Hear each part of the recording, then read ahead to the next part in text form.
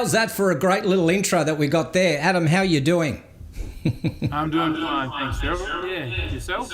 Oh, I'm doing pretty good. Just 1 second here. I think just like always, there's always going to be something going on, quite strange.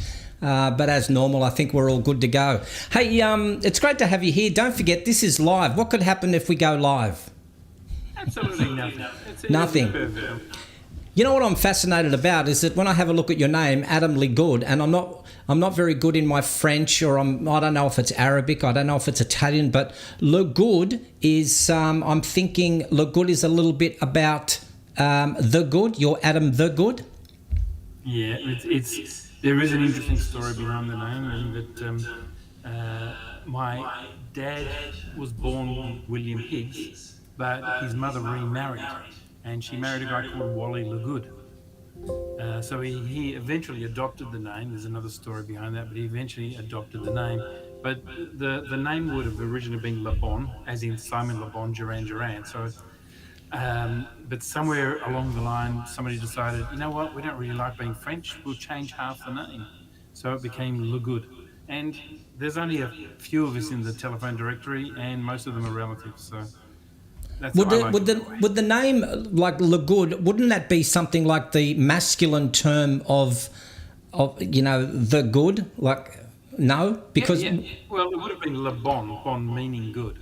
Yes. So yeah, it would have. It's just the Anglo-Saxonized version of the French name. Yeah. What I want to talk to you about is that I'm fascinated with your business, and I can see that it's sitting up there on the screen, which is fundamental training and development. What I'm interested in is that there's always a part of everyone when they start their business, and I do believe that maybe about a week and a half ago, you celebrated your 28th year in business. Is that right? Absolutely. The 7th of July, 1995, I started. So it's been a while, but as you said earlier, I was probably only 6 or 7 at the time. Yeah. Yeah, well, I think that's what you said. I think I said a little bit older. But what I want to know is that you've gone from, I'm thinking you were an employee with an organisation at one stage, and now all of a sudden you've got this wonderful business that you walked into. I want to know why you went into your own business. What was the catalyst that made you jump from being an employee to jumping into having your own business? What was going on there? Okay, so it was a long time ago. At the time, I was working in the Victorian public sector in the learning and development field, and I sort of always had an inkling that I wouldn't mind working for myself, because I was hiring people, who were self-employed and doing this, and I would always quiz them and have a cup of coffee with them and lunch with them and so on, and ask them about running their own business, and it did fascinate me, but I didn't have the runs on the board or the skills necessary to do that at the time. So I hung around in the public sector for a while, probably in the learning field, probably for about 6 or 7 years. And at one stage I was in a government department called the Department of Human Services here in Victoria. And my director was hiring us out to other government departments and getting a consultancy fee. I mean, it was all legal. She wasn't doing anything untoward, but we were going out and, training in the Department of Agriculture or someone like that. And of course, the department would get a consultancy fee, and those of us who were doing the training, we got an extra Tim Tam. That was it. So I thought. I hear there's resentment about you getting an extra Tim Tam. That sounds like it's a bonus. Yeah, well, I think I had to declare that on my tax that year, but I made some inquiries. I also had, all up in the public service, I had my long service leave up. So I had 10 or 11 years service. So I knew I had this buffer zone. If I quit now, and it was also during the, when there's lots of amalgamations and redundancies and payouts and packages going on, I didn't actually take a package. I just left, I just resigned. But I had this 3-month buffer zone because I had my long service leave, and thought I'd give it a go. And for the first 12 months, I scraped by. I replicated my public service income, and that was fine. But after the 3rd year, it started to take off and started to get quite serious. Yeah, but Isn't that what look, I've most never. people say? Most people say when it gets to starting your own business, they say the first couple of years is really tough. By the third year, you should be able to start to get some traction. If you haven't got any business by about the fifth year, it's probably time that you gave that away. So you knew that you had a good product, you knew that you wanted to stick it out. But what was the motivation? Because I know it must be really hard, including myself. When you first start off, you're knocking on doors, and I don't think people realise how hard it was, writing email. Well, we didn't write emails back in those days, but it was licking the back of envelopes, getting the stamp onto an envelope, putting it in the post, and occasionally making a telephone call on those landlines with those little dial things. What was your motivation to keep going? Who was behind you saying, I believe in you, I trust you, I know you're going to do well? Who was behind you pushing you along the way? No, that's interesting. Look, I've always had a certain amount of self-belief, probably fueled by my mother. She was always a sort of strong advocate for that sort of thing. She was fairly self-made herself and was very successful in her field. Look, I believed I could do it, and I just craved that independence, that sort of public service life, which is very much like this, very routine, didn't really suit my personality much at all. So I needed a little bit of risk and a little bit of danger as well. So I started from home in the bungalow out the back, which is, I shared my office space with a lawnmower and some rakes. And you're right, we had dial-up internet, but my first promotional stuff was 500 photocopies on some yellow paper, tri-folded, stuck in an envelope, stamped envelopes it was very, very manual. I think if you think about how how we develop technology over time, that's just a normal progress. I know in probably 5 or 10 years time, we'll be doing everything virtually. There'll be a hologram that will go out to a person's office, and there'll be Adam standing there. I'll be standing there, and they'll have this real person, this AI standing in front of them. They go, "Oh, hey Adam, hey Gerald, how you doing?" And it'll be us, but not us, if we know what that means. So if I want to think about your business that you're in, which if I have a quick look over here, people might be able to see that just on the right there, fundamental training and development. What's your big thing? So most people would have a thing. With me, it's de-escalating hostile and potentially violent situations.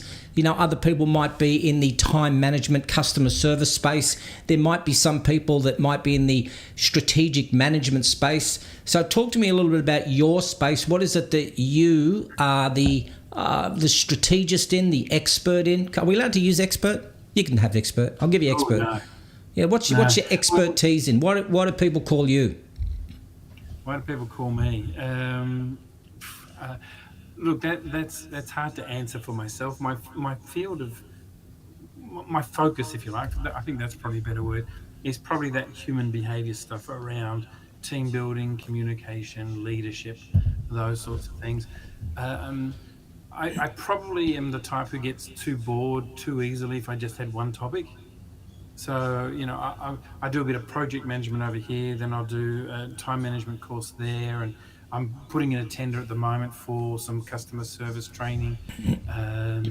Recently I did leading with emotional intelligence. Oh, wow. So I love the research of it all. I love getting in there and developing it and putting it all together. But I suppose the expertise is what... traditionally and somewhat derogatorily is called soft skills. Okay. Why did you say derogatorily? Do you think the soft skills is not a great word to use? No, it's not. I mean, given enough time, you could teach me to be an engineer. You could teach me to do pivot tables on Excel. But teaching someone to communicate more effectively or to be more emotionally intelligent, that takes a fair bit of time. It's a much harder skill to learn than a technical skill, I believe. So You and I I, don't think you and there's. I would say we would. I don't know. I think I struggle with the word emotional intelligence because I understand IQ. IQ is your intelligent quotient. Whether we can do math problems, spatial activities, whether we can assign colours to different shapes, all that sort of thing. But I'm confused with the whole emotional intelligence and what that really means, and why is it such a big thing nowadays that organisations are looking for people not only with the capability of being able to put bridges together and pave roads and maybe even design great architectural feats, but why do they look for someone with a bit of emotional intelligence? Emotional intelligence to me is just the current phrase. Um, um, Howard Gardner, now apologies, this is going to be a bit vague, but No, go Howard for it. Gardner wrote a book about the 7 different types of intelligences. And don't ask me when, Yeah. probably when I was a puppy. And in there, he actually talked about spatial intelligence and mathematical intelligence and so on. But he also talked about, I think he referred to it as social intelligence. And you can see a parallel between that and what we now call emotional intelligence.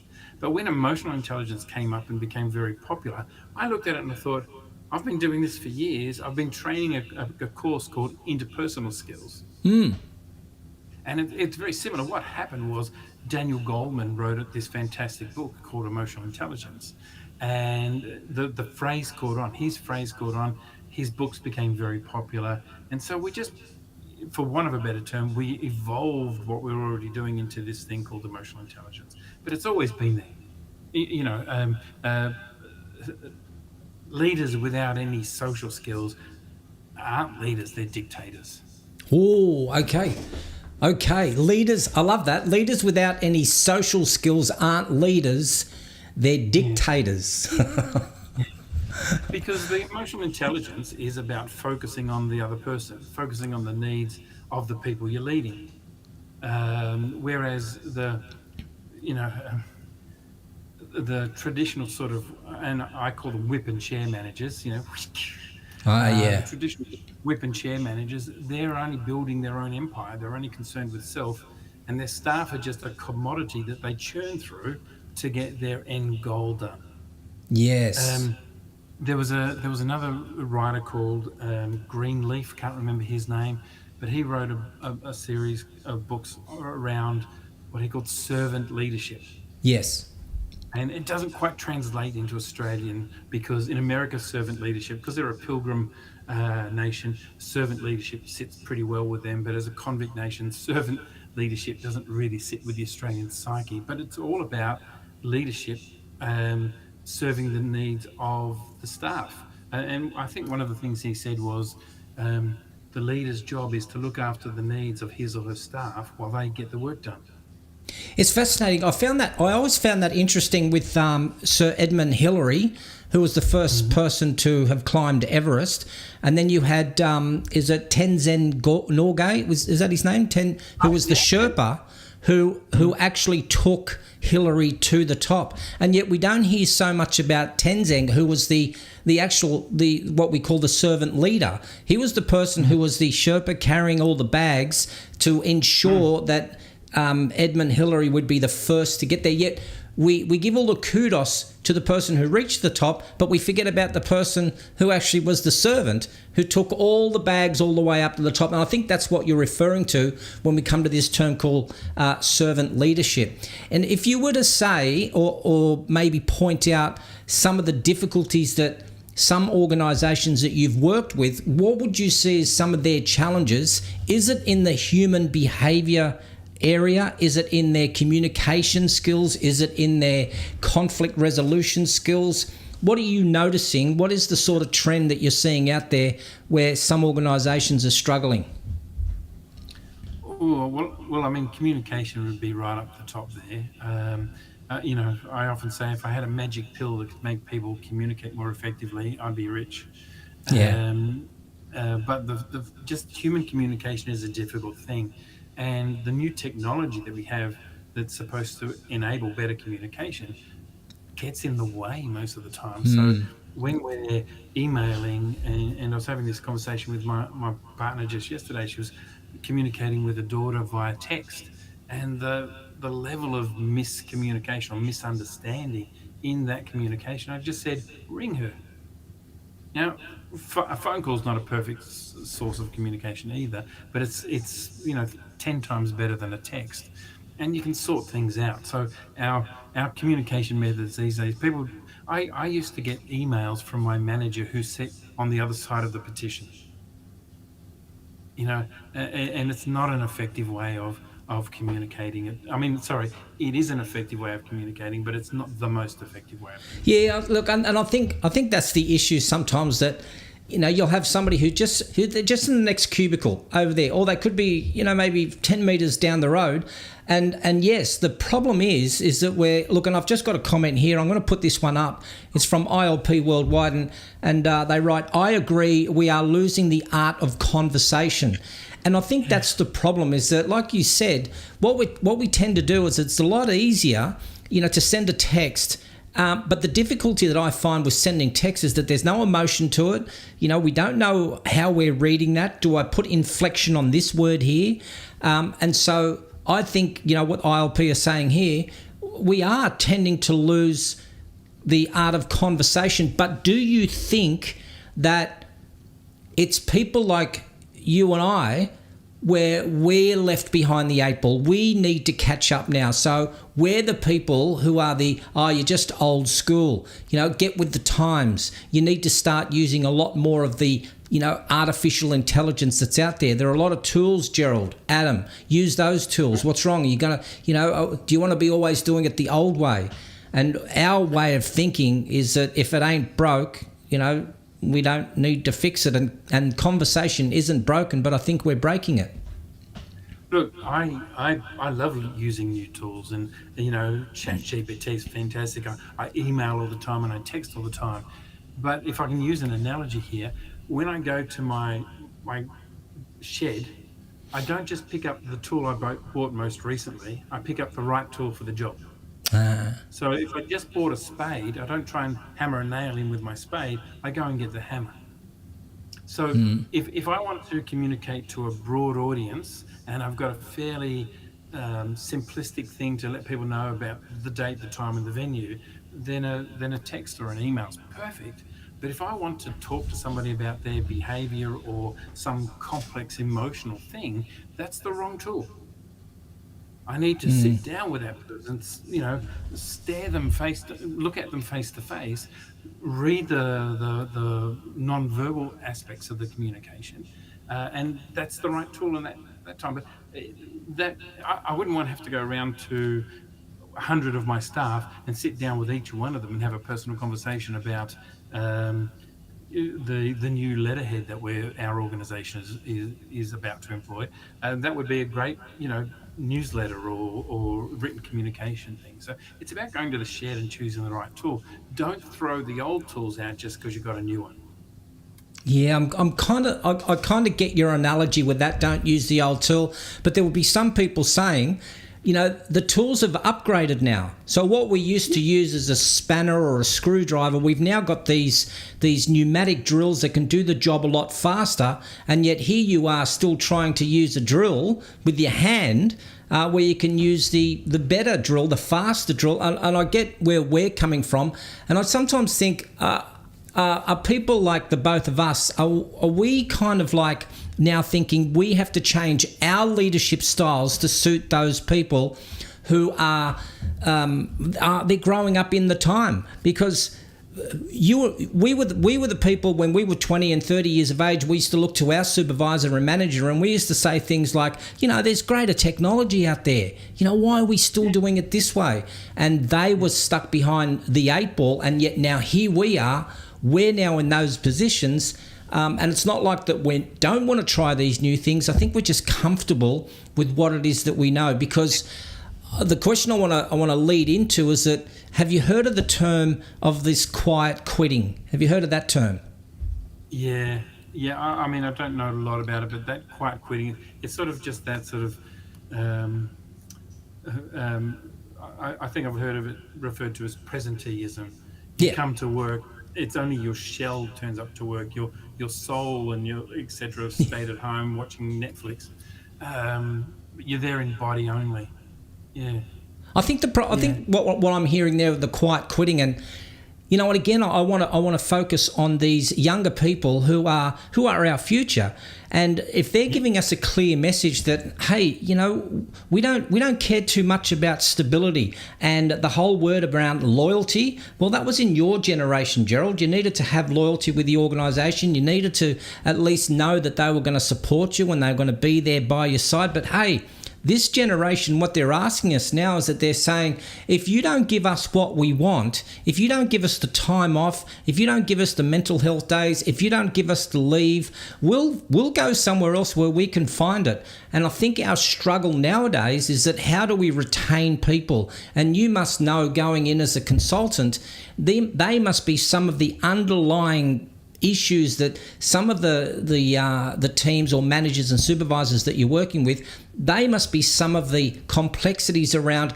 yes, how do I retain staff? Because all I want them to do is to come into work, clock on and do the job and then go home safely.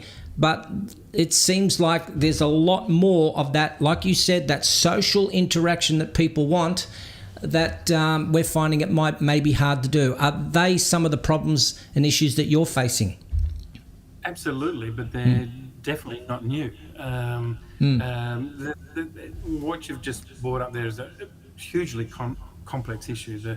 And you said, you know, when we were just young and just new in the workforce, our supervisors, you know, would make comments and we'd go, get up with the times, you old thing.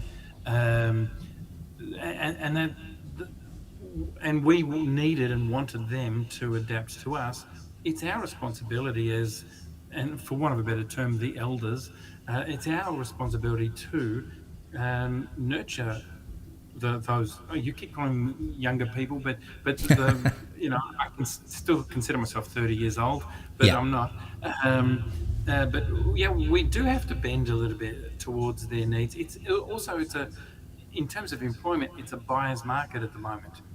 You know, there's Yeah. quite high employment, so the employee can demand the mental health days or the working from home and so on.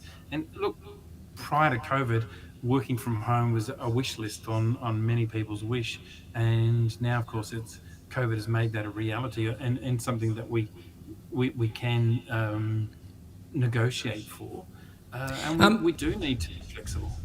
It's You, good for you, us, me- by the way, to remain flexible. yeah. You mentioned COVID. Did you struggle through that period? And I'm not talking about business wise, but I'm talking maybe socially and mentally and emotionally. Was the struggle there because if you were where are you? You're in Victoria, is that right? Yeah, that's right, Yeah. Melbourne. Yeah. Yeah, so you're in Yep. Victoria. I think Victoria has the record for the most lockdown days ever, like 280 days. Would that be right, or am I talking out of tune here? I don't know about the numbers, but I do know that we beat Sydney, and that's all that really matters. That's Uh, we beat um, Sydney. Yeah, that's funny. Yeah, that's true. We have to. If anything, we have to beat Sydney. Yeah, yeah, that's right. Huge rivalry between Sydney and Melbourne, Yeah. and it's all in good fun. But look, we did. Yes, there was the financial suffering because my work just stopped, and to be fair, you know, in my own head, I was thinking this COVID thing will only last a few weeks. So I didn't jump into the online training space because it's not my preferred delivery style. And I sat back waiting for it to pass and it didn't pass. So I was a bit of a late adopter when it came to online training. I still prefer to do it face to face, and wherever I can, I do. But the worst part for me was, as a fairly high-end extroverted person, sitting at home and having that loss of sense of purpose. Now, the state government and the federal government looked after small business fairly well financially, and so I didn't have to sell the house. My measure of success is that I can still eat red meat, so I could still eat red meat all the way through the pandemic. Yeah. But what happened was, I was sitting at home watching daytime TV, you know, psychologically having no purpose, and that was the bigger issue for me. Adam, just to set the record straight, Pub Test has just written here, there's no rivalry. Sydney is just better. Look, I'll pay Sydney that they have a beautiful harbour.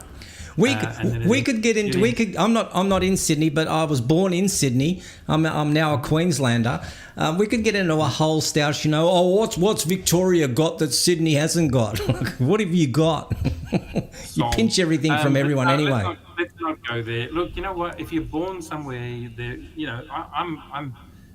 I'm born and bred Melbourne, and I love it, and that's just the way it is. There is no argument. I have the experience of, and there's no Mr. Pub Test there or Mrs. Pub Test. There's no argument there because they were obviously born and bred in Sydney, and they love it too. So it's look at you, look at you being all diplomatic and everything.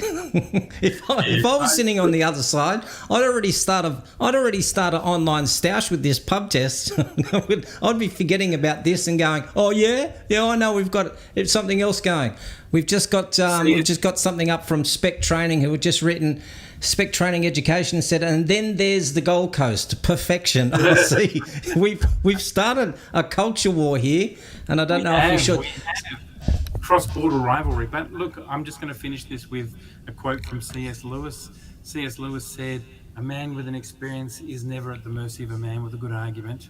So, a person with an experience living in Melbourne is never at the mercy of a person with a good argument. So I'm happy where I am. I'll come visit you and just to touch base on who was it, C.S. Lewis, who said that? It's like anyone that says Confucius says, he never said any of those things. I can tell you that now. He never said. Maybe. That's right. Einstein said, "Don't believe everything you read on the internet." Well, yeah. So let me ask you, do you think there's leadership hope in the future? And I want to be specific in the wording that I say here. I think we've got a lot of great leaders, but I don't think we have a lot of leaders who display leadership qualities.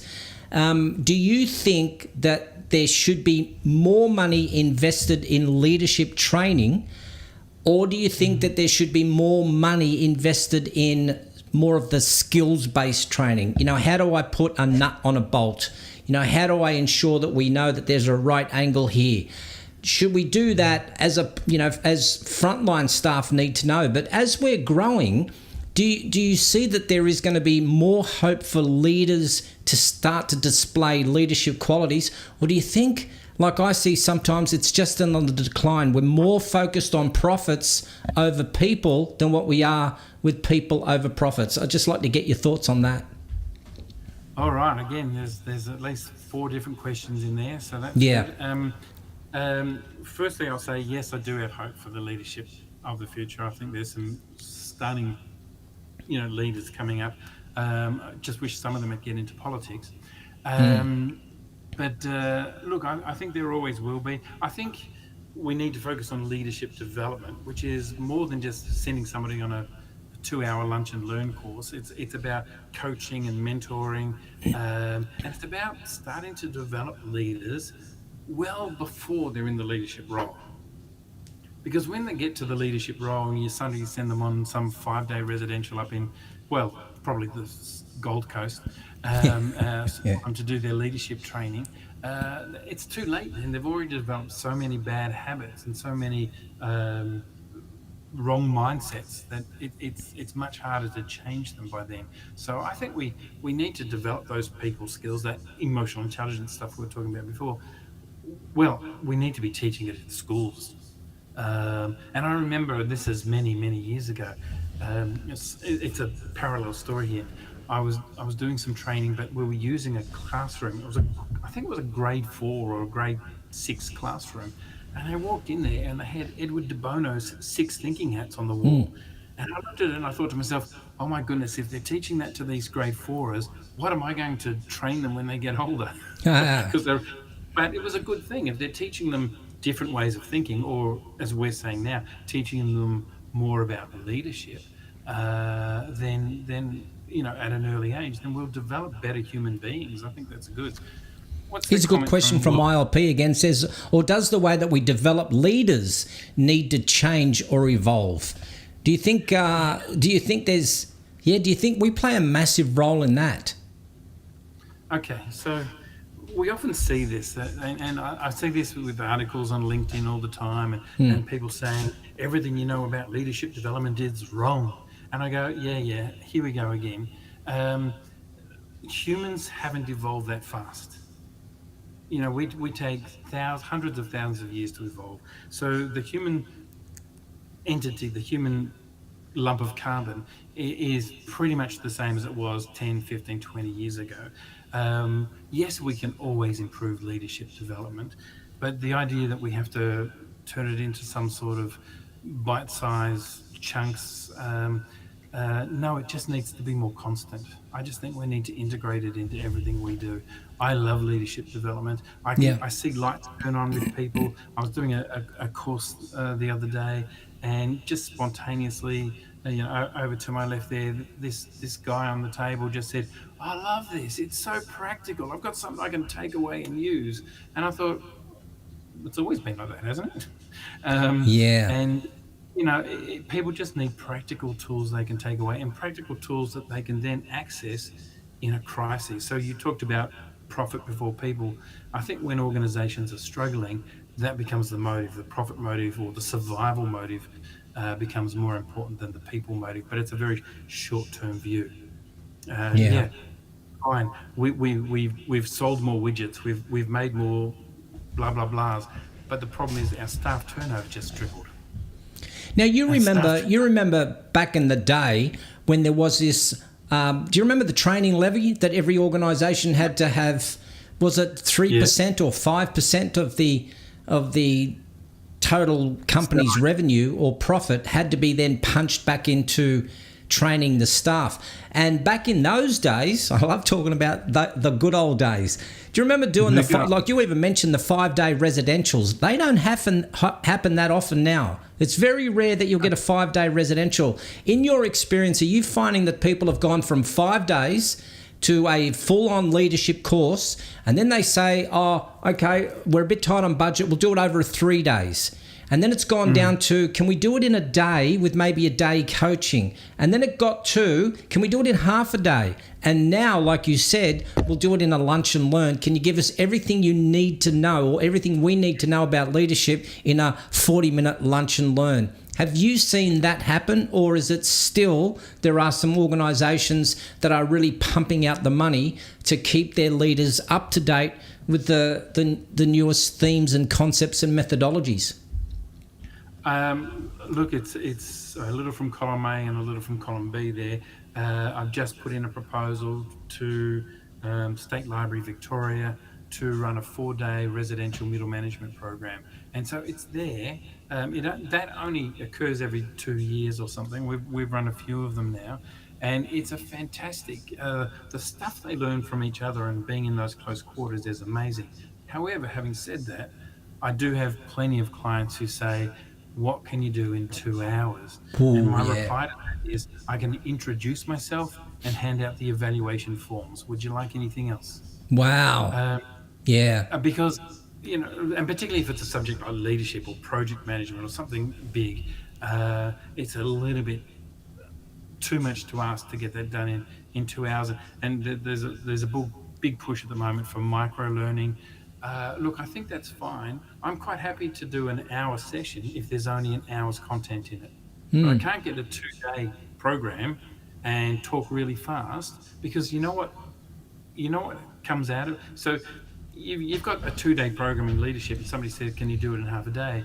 The first thing you take out is all the interaction, all the participation, all the case studies, all the activities. And so it becomes a half-day lecture instead of a 2-day event.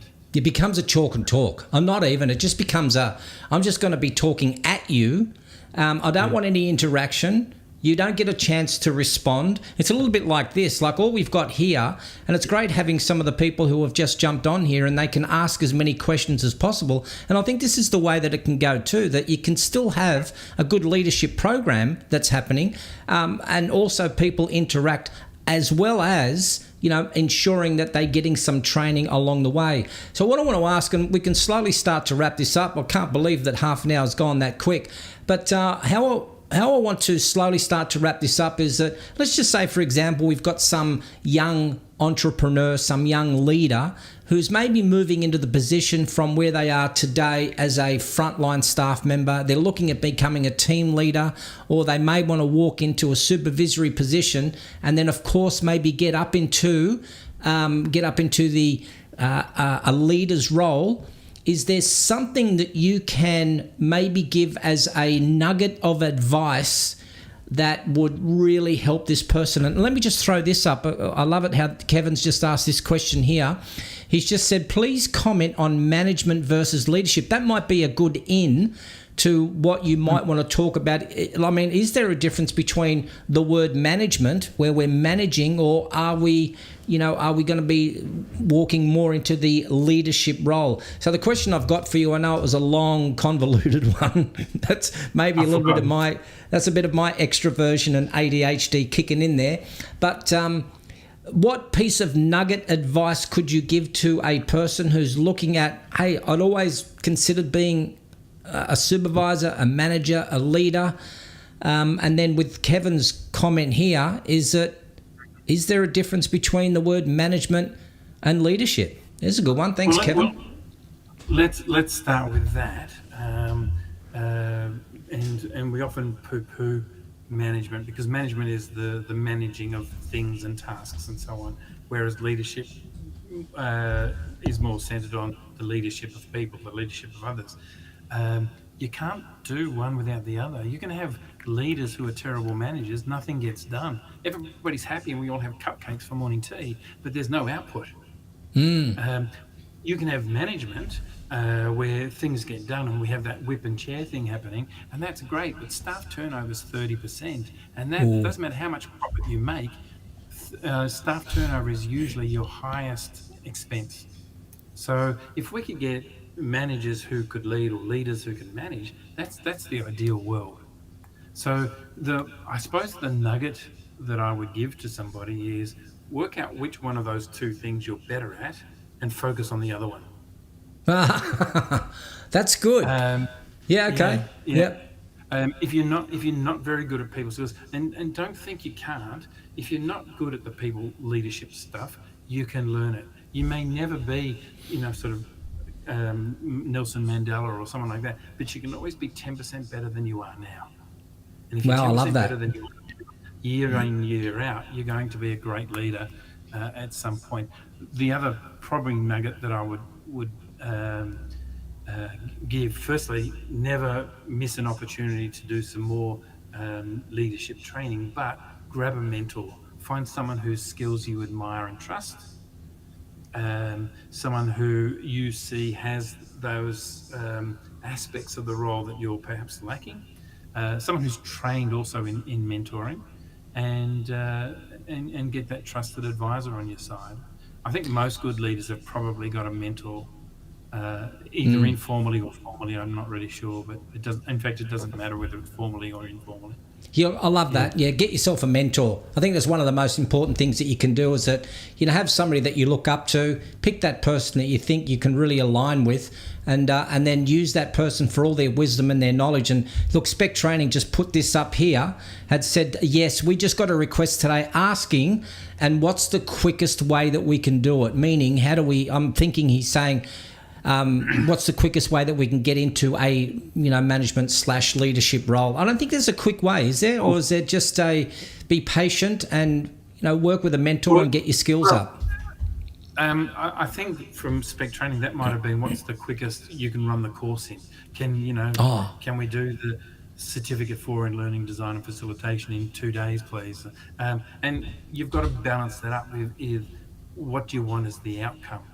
Do you want the outcome to be that I've completed the course, or do you want the outcome to be that I've developed some usable, transferable skills?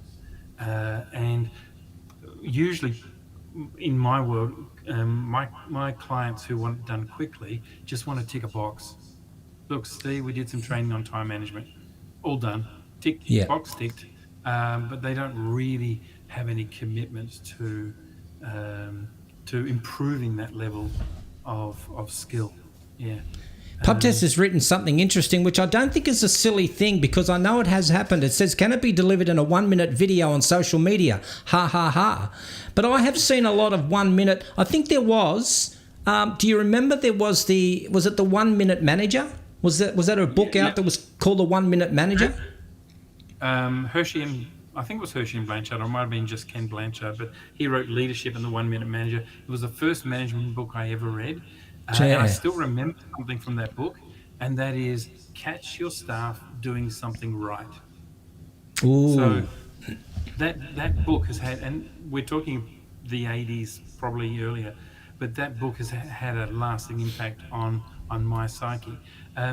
They weren't talking about being a manager in 1 minute. They weren't talking about learning in 1 minute. It's just that 1 minute a day or 1 minute here, 1 minute there can make a difference. In terms of PubTest's question, I've got nothing against the 1 minute or the 3 minute, the 5 minute video, but don't think you've got a PhD in leadership. You've done it. If I was going to do a 1 minute video, it would be I'll do a 1 minute video on non-verbal communication or active listening, and it would be a snippet. If you come to the course, we're going to spend 90 minutes talking about active listening, but here's 1 minute little nugget for you. And if you do enough of these little nuggets in 1 minute videos, then that's fine. And that's convenient for people because they can listen to it on the bus, they can do it on their morning walk, and that's convenient. But look, there's nothing like getting in a room with a bunch of other people and learning from each other as well. I think that's the best way, that social learning, and you're listening to other people's issues and listening to their concerns and their challenges, and you kind of you go, wow, they got some really big challenges over there. I think I'll stick with mine. You can have yours, but I'll stick with mine. I just want to bring up there, on the side banner there, I've got now you have a little bit to do with the Institute for Learning and Performance Academy, and they've got this certificate 4 in learning, design and facilitation. What's that all about? Okay, so I've been involved with the Institute for Learning and Performance for many years now, mostly as a member of the organisation. It's a membership organisation, professional body for learning and development people, and an absolutely wonderful community of people. You're involved in that too, Gerald. Thank you. We have those fantastic Friday lounges. From my involvement in all that, I got to take on this role as the general manager of the academy. Kerry Brox many years ago developed this parallel to the traditional TAE, so the Certificate 4 in Training and Assessment existed, but it only served a certain segment of the market.